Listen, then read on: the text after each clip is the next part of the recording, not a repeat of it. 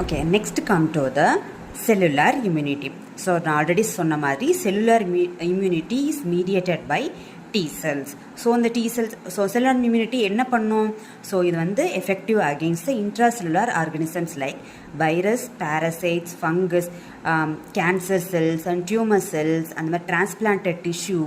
So இதெல்லாம் வந்து நம்ம வெளியிலேருந்து வருது யார் வைரஸ் ஃபங்கஸ் இதெல்லாமே. கேன்சர் செல்ஸ்னால் என்ன? நம்ம உடம்புல ஒரு செல் இருக்குது, நம்ம நார்மலாக ஒரு ஸ்ட்ரக்சரில் ஒரு செல் இருக்குது. பட் அந்த செல் என்னாச்சு, டக்குன்னு தன்னோட ஷேப்பையோ தன்னோட சைஸையோ ஏதோ ஸ்ட்ரக்சரை வந்து ஒரு சேஞ்ச் பண்ணுது. அதுதான் வந்து கேன்சர் செல்ஸாக மாறும். ஒன்ஸ் லைட்டாக அந்த ஒரு செல்லோட சேஞ்சஸ் ஆகுது அப்படின்னு தெரிஞ்ச உடனே என்ன பண்ணும், நம்ம செல்லுலார் இம்யூனிட்டி ரியாக்ட் ஆகி அந்த செல்லையே டெஸ்ட்ராய் பண்ணிடும். ஸோ அந்தளவுக்கு நமக்கு செல்லுலார் இம்யூனிட்டிக்கு பவர் இருக்குது. இன்னொரு செல் இருக்குது, என்கே செல், நேச்சுரல் கில்லர் செல். அது specifically against the cancer cells. ஓகேவா? ஸோ செல்லுலார் இம்யூனிட்டியும் இதுக்கு அகெயின்ஸ்டாக ஒர்க் பண்ணும். அப்புறம் கேன்சர் செல்ஸ்க்கு அகெயின்ஸ்டாக டியூமர் செல்ஸ், டிரான்ஸ்பிளான்ட் டிஷ்யூ நம்ம எதாவது டிரான்ஸ்பிளான்ட் பண்ணி வச்சுருக்கோம், அதை நம்ம உடம்புக்கு ஒத்துக்கலைன்னா உடனே நமக்கு ஃபஸ்ட்டு வந்து செல்லுலார் இம்யூனிட்டி தான் ஃபஸ்ட்டு வேலை செய்யும். So this immunity is induced following entry of an antigen into the body. ஒரு ஆன்டிஜன் உள்ளே வந்தவுடனே நமக்கு ஃபஸ்ட்டு ஆன்டிஜன் உள்ளே வந்ததுன்னா எங்கே அர்த்தம், பிளட்டில் வந்துடுச்சு. ஸோ அந்த ஸ்டேஜில் என்ன பண்ணுவோம்னா வந்துட்டு டிபெண்டிங் அப்பான் தி ஆன்டிஜனை பொறுத்து டி செல்ஸோ ஆர் பி செல்ஸ் அதாவது செல்லுலாரோ ஹியூமரல் இம்யூனிட்டி ஆக்டிவேட் ஆக போகுது டிபெண்டிங் அப்பான் தி ஆன்டிஜனை பொறுத்து. ஸோ இந்த நான் ஒரு ஸ்பெசிஃபிக் ஆன்டிஜன் வர்றப்போ செல்லுலார் இம்யூனிட்டி தான் ஆக்ட் ஆக போகுது. ஸோ செல்லுலார் இம்யூனிட்டினாவே ஃபஸ்ட்டு நம்ம டி செல்ஸ் தான் ஆக்ட் ஆக போகுது. ஸோ டி செல்ஸ்னால் டேரெக்டாக டி செல்ஸ் ஆக்ட் ஆக போகிறது இல்லை. அதுக்கு முன்னாடி யார் இருக்கா, ஆன்டிஜன் ப்ரெசென்டிங் செல்ஸ். ஓகேவா? ஸோ ஃபஸ்ட்டு யார், ஆன்டிஜன் உள்ளே வந்துட்டாங்க. ஸோ இதுதான் வந்துட்டு ஒரு ஆன்டிஜன் உள்ளே வந்துட்டாங்க. ஸோ இந்த ஆன்டிஜனை இது ஆன்டிஜன் அப்படின்னு ரெகனைஸ் பண்ணுறதுக்கு ஒரு செல் இருக்கணும்.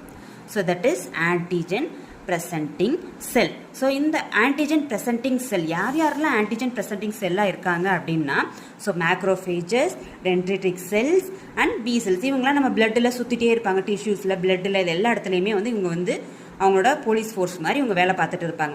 வேறு யாராவது புதுசாக யாராவது ஆள் வர்றாங்களா அப்படின்றத பார்க்குறது தான் இவங்களோட வேலை. ஸோ இவங்க என்ன பண்ணுவாங்க, macrophages, B cells also act as a antigen presenting cell. But B cells வந்து ஹியூமரல் இம்யூனிட்டி தனியாக கொடுக்கும், அது வந்து டேரெக்டாக ஹியூமரல் இம்யூனிட்டி கொடுக்குது. பட் இங்கே வந்து ஆன்டிஜன் ப்ரெசென்டிங் செல்ஸாகவும் பி செல்ஸ் வந்து ஆக்ட் ஆகும். சரியா? So these are the antigen presenting cells. So ஒரு பர்டிகுலர் டைப் ஆஃப் செல்ஸ் வந்து ஆன்டிஜன் ப்ரெசென்டிங் செல்ஸாக ஆக்ட் ஆகும்.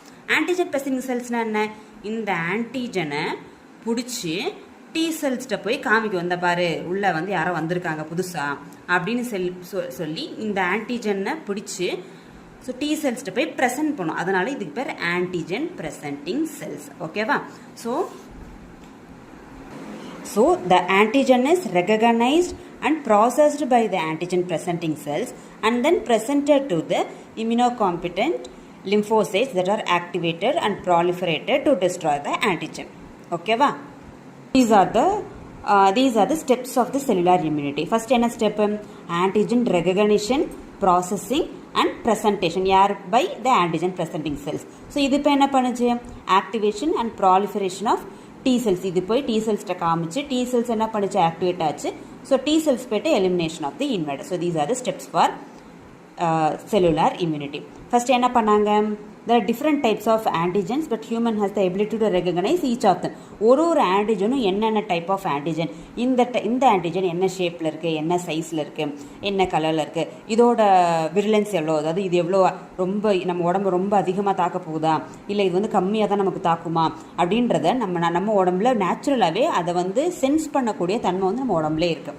ஸோ ஆன்டிஜன் ஒரு ஆன்டிஜன் எந்த மாதிரி இருக்குது அப்படின்றத நம்ம உடம்பு வந்து ரெகனைஸ் பண்ணிடும். சரியா? ஸோ அதுக்கேற்றாப்புல millions of T cells, B cells எல்லாமே வந்துட்டு நமக்கு உடம்புல ப்ரொடியூஸ் ஆகிருக்கும். டிபெண்டிங் அப்பான் தி சுச்சுவேஷனை பொறுத்து பி செல்ஸ் ப்ராலிஃபரேட் ஆகலாம் ஆர் டி செல்ஸ் ப்ராலிஃபரேட் ஆகலாம். ஆனால் வந்து இங்கே வந்து பி செல்ஸ் வந்து also act as antigen presenting செல்ஸ்னு கொடுத்துருக்காங்க. அவ்வளோதான், இதில் ஒன்றும் பெருசாக ஒன்றும் குழப்பலை. ஸோ ஆல்ரெடி நான் சொன்ன பாயிண்ட்ஸ் தான் இது ஃபுல்லாகவே இருக்குது. ஸோ உங்களுக்கு ரீட் பண்ணி பார்த்தா உங்களுக்கு ஈஸியாக இருக்கும். ஓகேவா? நெக்ஸ்ட் நம்ம வந்து ஸ்டெப்ஸ் ஆஃப் ஆன்டிஜன் ப்ரெசன்டேஷன் போயிடலாம். ஃபஸ்ட்டு என்ன பண்ணிச்சு, தர 5 ஸ்டெப்ஸ் இருக்குது. ஃபஸ்ட்டு இன்ஜெக்ஷன் ஆஃப் தி ஆன்டிஜனை ஃபஸ்ட்டு முழுங்கிடும். அப்புறம் டைஜஷன் ஆஃப் தி ஆன்டிஜன் கொஞ்சம் டைஜஸ்ட் ஆகிடும். அடுத்து fusion of vesicle, binding of peptide fragments to MCH molecule, incorporation of antigen MCH complex into cell membrane of antigen presenting cell. அதாவது இது எல்லாமே எங்கே நடக்குதுன்னா ஆன்டிஜன் ப்ரெசென்டிங் செல்லுக்குள்ளே என்னென்ன ஸ்டெப் நடக்குதுன்னு கொடுத்துருக்காங்க. நம்ம ஒன்று ஒன்றா பார்க்கலாம். ஃபர்ஸ்ட் என்ன, injection of the antigen. Antigens are ingested by antigen presenting cells by this process of endocytosis. எண்டோசைட்டோசிஸ்னால் என்ன, வெளியில் இருக்க ஒரு ஆன்டிஜன் அதை வந்து உள்ளே எடுத்துக்குது, முழுங்குற மாதிரி. சரியா? ஸோ அந்த மாதிரி வச்சுக்கலாம். ஸோ பின்னா டயக்ராம் இருக்குது, புரியும். ஸோ ஃபஸ்ட் என்ன, injection of the antigen. Injection என்ன, முழுங்குது. Antigens are ingested by antigen presenting cells by the process of endocytosis. Okay, இந்த டயக்ராம் பார்த்தா உங்களுக்கு வந்துட்டு நல்லா கிளியராக புரியும். So this is the antigen presenting cell. This antigen presenting cell maybe ஒரு மேக்ரோஃபேஜாக இருக்கலாம், ஒரு டென்ட்ரிட்டிக் செல்லாக இருக்கலாம், ஆர் திஸ் மேபி பி செல்லாக கூட இருக்கலாம். ஒரு ஆன்டிஜன் ப்ரெசென்டிங் செல் இந்த 3 செல்லில் எந்த செல் வேணால் இருக்கலாம். ஸோ இந்த செல்ஸ் வந்து இந்த செல்ஸ்க்குள்ளே என்ன நடக்க போகுது, ஃபர்ஸ்ட் என்ன பார்த்துறோம், ஆல்ரெடி நம்ம வந்துட்டு எண்டோசைட்டோசிஸ் மூலமாக, அதாவது இந்த எண்டோசைட்டோசிஸ் மூலமாக இந்த ஆன்டிஜன் வந்து இந்த செல்லுக்குள்ளே ஃபஸ்ட்டு வந்துடும்.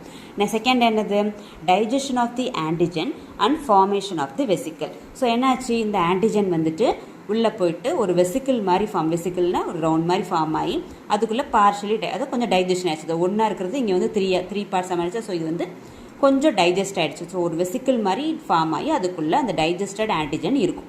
ஸோ நெக்ஸ்ட் என்ன ஸ்டெப்பு, நெக்ஸ்ட் வந்து fusion of the vesicles.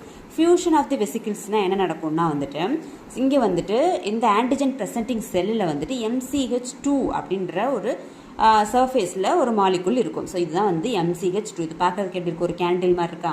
So இது வந்து கேண்டில் மேலே எரியிற ஒரு ஒளி மாதிரி இருக்கா. ஸோ அப்படி ஞாபகம் வச்சுக்கலாம். ஸோ இது வந்து இது மேலே சர்ஃபேஸ் மேலே இருக்கும். ஸோ இது என்ன பண்ணும், இது ஒரு வெசிக்கிள்குள்ளே இருக்க MCH2 அப்படின்ற மாலிகுல் இருக்கும். இந்த MCH2 அந்த வெசிக்கிளும் அப்புறம் அந்த பார்ஷியல் டைஜஸ்டட் வெசிக்கிளும் இது ரெண்டும் சேர்ந்து ஒரு ஃபியூஷன் ஆகும். அதுதான் fusion of vesicle. So fusion of vesicle இங்கே வந்து பேகோசோம்னு ஒன்று கொடுத்துருப்பாங்க. அது என்னன்னா, the antigen is digested partially by the lysosomal enzymes. இதுக்குள்ள நிறைய என்சைம்ஸ் இருக்குமா, லைசோசோம் தான் வந்து அதை டைஜஸ்ட் பண்ணும் அண்ட் ஃபார்ம் பேகோசோம். இந்த ரவுண்டுக்கு பேர் தான் பேகோசோம். ஸோ இந்த வெசிக்கல் பார்ஷியல் டைஜஸ்டட் வெசிக்கல் இருக்கு இல்லையா, இதுக்கு பேர் தான் வந்துட்டு பேகோசோம். ஸோ வந்துட்டு வெசிக்கல் ஃபார்ம் ஆகிட்டு ஸோ இதுவும் ஃபியூஸ் ஆகி fusion ஆயிடுச்சு. So this is the fusion of the vesicle. Then binding of the peptide fragments with the MCH2 molecule. So என்னாச்சு, அவ்வளோதான். ஸோ பைண்டிங் ஆஃப் இந்த பெப்டைட் இது ரெண்டும் இதுவும் ஜாயின் ஆகிட்டு ஃபார்ம் ஆகிடுச்சு, ஒரு ஸ்ட்ரக்சர் ஃபார்ம் ஆகிடுச்சு. ஸோ இந்த ஸ்ட்ரக்சர் என்ன பண்ணுன்னா திருப்பி என்ன பண்ணிச்சு, இந்த இடத்துல ஒரு வெசிக்கல் ஃபஸ்ட்டு உள்ள நுழையிறப்போ எண்டோசைட்டோசிஸ், திருப்பி வெளியில் போகிறப்போ தட் இஸ் த எக்ஸோசைட்டோசிஸ். இது வந்து வெளியில் போயிட்டு சர்ஃபேஸ் மெம்பரைனில் போய் அட்டாச் ஆகி இந்த ஃபியூஷன் இதுக்குள்ள வந்து எக்ஸோசைட்டோசிஸ் மூலமாக இந்த மாலிகுல் வந்து வெளியில் வந்து அட்டாச் ஆகிடும். சரியா? So this is incorporation of antigen MCH complex அப்படின்னு சொல்லிட்டு இது வந்து வெளியில் வந்து எக்ஸ்போஸ் ஆகிடும். ஸோ இந்த எக்ஸ்போஸ் ஆன உடனே என்ன நடக்கும்னா, ஸோ இது வந்து நான் வந்து ஒரு ஆன்டிஜனை பிடிச்சி நான் ரெடியாக பாதி டைஜஸ்ட் பண்ணி பாதி கொலை பண்ணி வச்சுருக்கேன் அப்படின்னு சொல்லி இது வந்து ஆன்டிஜன் ப்ரெசென்டிங் செல் போய் என்ன பண்ணும், T செல்கிட்ட போய் காமிக்கும். ஸோ T செல் என்ன பண்ணும், T செல் மேலே பார்த்தோன்னா இதுதான் வந்து T செல். ஸோ இது நெக்ஸ்ட் ப்ராசஸ். இது ஆன்டிஜன் ப்ரெசென்டிங் செல் MCH காம்ப்ளெக்ஸ், இது வந்து T செல். ஸோ T செல் மேலே T செல் ரெசெப்டார் ஒன்று இருக்கும். ஸோ இந்த ரெசெப்டார் என்ன பண்ணும், ஓகே நீ கண்டுபிடிச்சிட்டியா அப்படின்னு சொல்லிட்டு போயிட்டு இந்த ஃபார்ம் ஆயிருக்க இந்த காம்ப்ளெக்ஸ் இருக்குல்ல, இதுதான் இந்த காம்ப்ளெக்ஸ். ஸோ இந்த காம்ப்ளெக்ஸ் மேலே போய் அட்டாச் ஆகி இந்த T செல்ஸ் நிறைய ஆக்டிவேட் ஆகும். T செல்ஸ் நிறைய ஆக்டிவேட் ஆன உடனே உள்ளே இருக்கிற நிறைய ஆக்டிவேட் ஆகி நிறைய செல்ஸ் ஃபார்ம் ஆகி இந்த T செல்ஸ் போயிட்டு மற்ற இருக்கிற எல்லா ஆன்டிஜன்ஸையுமே காலி பண்ணிடும். So this is the sell mediated immunity. அவ்வளோதான். ஸோ இப்போ நம்ம பார்த்தது எல்லாமே இந்த ஃப்ளோ சார்ட்டில் கொடுத்துருக்காங்க.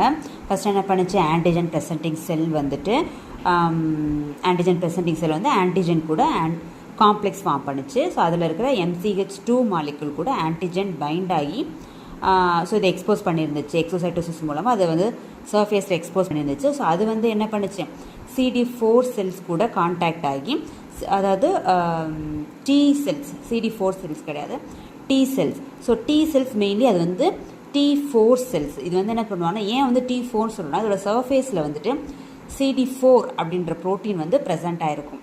சரியா? ஸோ இந்த T4 செல்ஸ் வந்து எப்படி சொல்லுவாங்கன்னா ஹெல்பர் T செல்னு சொல்லுவாங்க. சரியா? ஸோ இது வந்து மெயினில் ஹெல்ப் தான் பண்ணும், அதான் இப்போ ஹெல்பர் T செல். CD8 அதாவது T8 செல்ஸ் இருக்குது, அதுதான் வந்து கில்லர் செல். ஓகேவா? So 2 types of T cells, T4 and T8. T4னா இட்ஸ் அ ஹெல்பர் செல், T8னா இட்ஸ் அ கில்லர் செல். ஓகேவா? ஏன் வந்து T4 சொல்கிறோம்? இதில் சர்ஃபேஸில் CD4 அப்படின்ற ப்ரோட்டீன் மாலிகுல் வந்து ப்ரெசென்ட் ஆயிருக்கு. ஓகேவா? ஸோ இது வந்து ஹெல்ப்பர் செல் தான். இது வந்து. ஸோ ஹெல்ப்பர் செல்னால் இது என்ன பண்ணும்? இது வந்து ஜஸ்ட் ஹெல்ப் பண்ணி உனக்கு வந்துட்டு கில் பண்ணுறதுக்கு ஹெல்ப் தான் பண்ண போகுது. ஸோ என்ன பண்ணுச்சு? First activation. So T cells நிறைய ஆக்டிவேட் ஆகிடுச்சு. டிஃப்ரென்ஷியேஷன் நிறைய T செல்ஸ் ப்ராலிஃபரேட் ஆகிடுச்சு.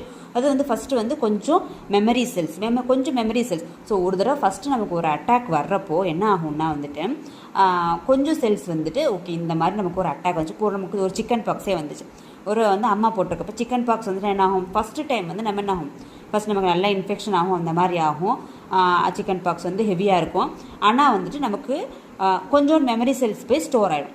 செகண்ட் டைம் நமக்கு சிக்கன் பாக்ஸ் வர்றப்போ இந்த மெமரி செல்ஸ் போய்ட்டு அந்த வைரஸ் உள்ளே என்ட்ரானோடனே இந்த மெமரி செல்ஸ் என்ன பண்ணும்? போயிட்டு அந்த வைரஸை அட்டாக் பண்ணி மொத்தமாக காலி பண்ணிடும். ஸோ நமக்கு சிக்கன் பாக்ஸ் ஒரு தடவை தான் வரும், செகண்ட் டைம் வராது. அவ்வளோ ஈஸி கிடையாது. அதான் அந்த பெரிய அந்த சிக்கன் பாக்ஸ். ஸோ அந்த மெமரி செல்ஸ் வந்து என்ன பண்ணுன்னா வந்துட்டு இந்த மெமரி செல்ஸ் வந்து என்ன பண்ணுன்னா நமக்கு வந்து ஃபஸ்ட்டு வரதை நம்ம வந்து மெமரியாக ஸ்டோர் பண்ணி வச்சுட்டு செகண்ட் டைம் அட்டாக்கு ஹெல்ப் பண்ணும் memory T cell. So next வந்து ஆக்டிவேட்டட் T செல்ஸ் வந்து it's proliferated into memory cells and effector T cells பார்த்துட்டோம். ஸோ எஃபெக்டார் T செல்ஸ்னால் என்ன? இன்னும் வந்துட்டு T4 செல்ஸ் நிறைய. இது வந்து ஆக்டிவான ஒரு T4 செல். இது அகெயின் என்ன பண்ணும்? அகெயின் வந்து ஒரு ஆன்டிஜன் ப்ரெசென்டிங் செல்லில் போயிட்டு மறுபடியும் ஒரு ஆன்டிஜனை பிடிச்சி வந்து அதுக்கு ஹெல்ப் பண்ணும் CD4 செல்ஸ். மெமரி செல்ஸ் வந்துட்டு மெமரிக்கு வந்து நம்ம ஸ்டோரேஜுக்கு இது மெமரியை ஸ்டோர் பண்ணி வச்சுக்கும்.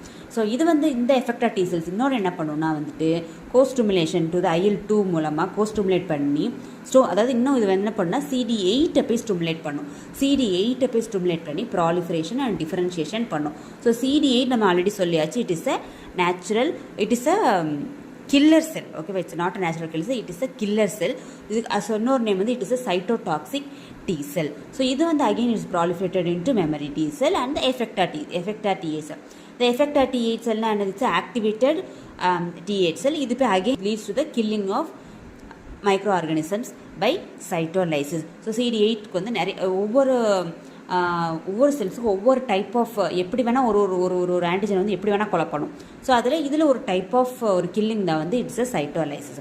ஸோ எங்கே பார்த்தோன்னா it's elimination of the invader. So எந்தெந்த மாதிரிலாம் எலிமினேட் பண்ண போகிறாங்க அப்படின்னு பார்த்தோன்னா cytolysis, secretion of the lymphotoxin and actions of interferons. மொத்தம் 3 டைப் ஆஃப் எலிமினேஷன் இருக்குது.